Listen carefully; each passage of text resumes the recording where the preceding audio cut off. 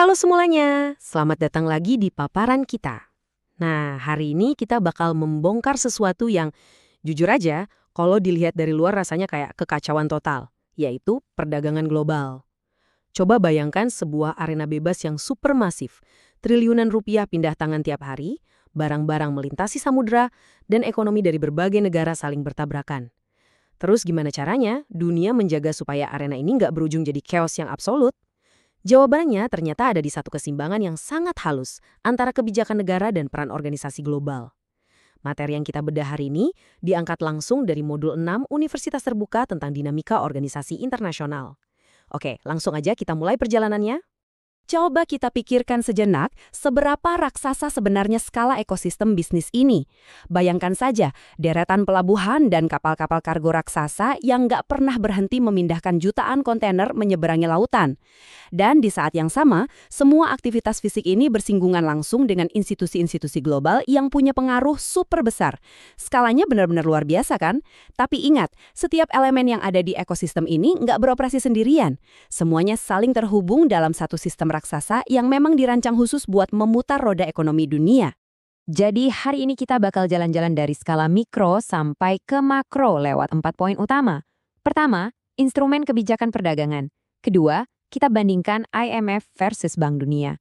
Ketiga, peran organisasi regional. Dan terakhir kita gabungkan semuanya ke dalam ekosistem bisnis global.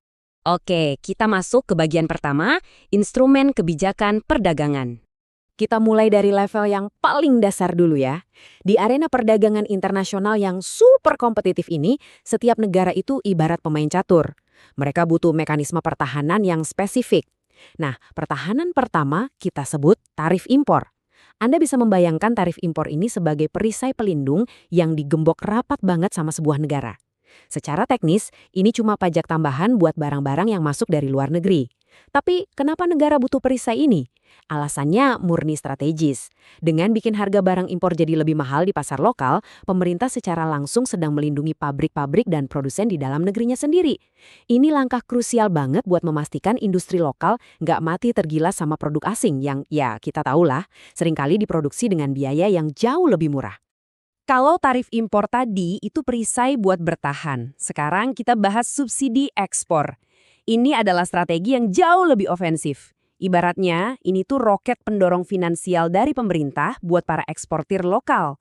Bentuknya bisa macam-macam, entah itu kucuran dana, keringanan pajak, atau fasilitas khusus lainnya. Tujuannya cuma satu, memangkas biaya produksi lokal. Jadi waktu produk-produk ini dilempar ke panggung internasional, harganya bisa langsung melesat dan jadi super kompetitif. Bisa dibilang ini cara sebuah negara buat menyerang dan merebut pangsa pasar di luar sana. Poin krusialnya di sini adalah, kenapa sih negara-negara ini repot-repot memainkan perisai dan roket ini secara bersamaan? Jawabannya, kedua instrumen ini pada dasarnya punya dua tujuan utama. Menjaga keseimbangan perdagangan mereka dan melindungi stabilitas ekonomi nasional secara keseluruhan. Pemerintah itu memakai kebijakan ini persis kayak timbangan. Mereka harus ekstra hati-hati memastikan neraca keuangan nggak kebobolan karena impor yang terlalu deras, tapi di saat yang sama, daya saing ekspor mereka juga harus tetap tajam. Tapi coba deh kita pikirin sebentar. Kalau setiap negara agresif banget pakai perisai dan roket pendorong mereka masing-masing, cuma demi kepentingan sendiri, bukankah itu berpotensi besar memicu perang dagang yang bakal menghancurkan segalanya? Kalau semua pihak cuma mikirin menyerang dan bertahan, tanpa aturan main yang jelas, hasil akhirnya pasti berantakan. Terus pertanyaannya, siapa yang jadi wasitnya? Siapa sih yang sebenarnya mengatur jaringan bisnis global yang sangat kompleks dan rentan banget terjadi gesekan ini? Disinilah kita masuk ke bagian kedua, organisasi global, IMF versus Bank Dunia. Buat mencegah kekacauan yang kita bahas tadi, dunia butuh wasit kelas berat yang punya otoritas tinggi untuk mengatur makroekonomi yang terus bergejolak ini. Sering banget loh orang mengira IMF dan Bank Dunia itu mengerjakan hal yang sama, padahal tugas mereka itu beda banget. Di satu sisi kita punya IMF atau Dana Moneter Internasional. Fokus mereka itu ibarat penjaga gawang buat stabilitas moneter global. Kalau ada negara yang lagi krisis nilai tukar atau macet pembayaran internasional jangka pendek, IMF yang bakal turun tangan membereskan. Nah di sisi lain kita punya Bank Dunia. Misi mereka itu lebih ke permainan jangka panjang, yaitu pembangunan ekonomi dan mengatasi kemiskinan struktural. Misalnya mereka memberikan pinjaman buat membangun sekolah, rumah sakit, atau jalan raya di negara-negara berkembang. Jadi mereka ini lebih bertindak sebagai arsitek untuk masa depan ekonomi yang lebih baik. Lanjut ke bagian ketiga, peran organisasi regional.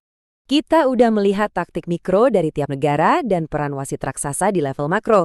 Nah, di tengah-tengah dua ekstrim itu, ada peran krusial dari organisasi regional. Sesuai dengan materi modul universitas terbuka, organisasi regional ini muncul waktu sekelompok negara yang biasanya saling bertetangga secara geografis, sepakat buat bikin perjanjian khusus. Bayangkan saja seperti Uni Eropa atau ASEAN. Tujuan mereka ini spesifik banget, merancang aturan main bersama yang secara drastis mempermudah operasional bisnis di antara negara anggotanya. Dengan meruntuhkan hambatan birokrasi dan tarif di wilayah mereka sendiri, organisasi regional ini memberikan kontribusi yang luar biasa besar buat kelancaran sirkulasi bisnis internasional. Mereka membuktikan kalau kerjasama antar tetangga itu adalah kunci dari efisiensi. Sekarang kita sampai di bagian keempat, koordinasi global dalam ekosistem bisnis. Oke, mari kita satukan semua kepingan puzzle ini. Kita punya tarif impor dan subsidi di level negara, lalu kelompok-kelompok regional di tengah, dan pengawasan ketat dari IMF serta Bank Dunia di puncaknya. Ini benar-benar menunjukkan peran strategis dari organisasi-organisasi tersebut loh. Mereka itu nggak cuma duduk manis di balik meja loh. Mereka aktif bertindak sebagai koordinator vital antar negara. Merekalah jembatan yang menghubungkan berbagai kepentingan yang saling bersaing buat memastikan lalu lintas logistik dan modal di seluruh dunia ini bisa terus jalan tanpa saling menghancurkan. Pada akhirnya, fungsi utama dari seluruh sistem ini adalah menjadi wadah koordinasi antar negara demi menciptakan ekosistem bisnis global yang teratur. Menakjubkan banget kan? Fakta bahwa ribuan regulasi hukum, jutaan transaksi dagang, dan benturan kepentingan dari ratusan negara berdaulat, semuanya bisa ditenangkan dan dirajut jadi sebuah harmoni ekonomi berkat sistem terstruktur ini. Tapi, ini juga meninggalkan satu pertanyaan besar buat kita.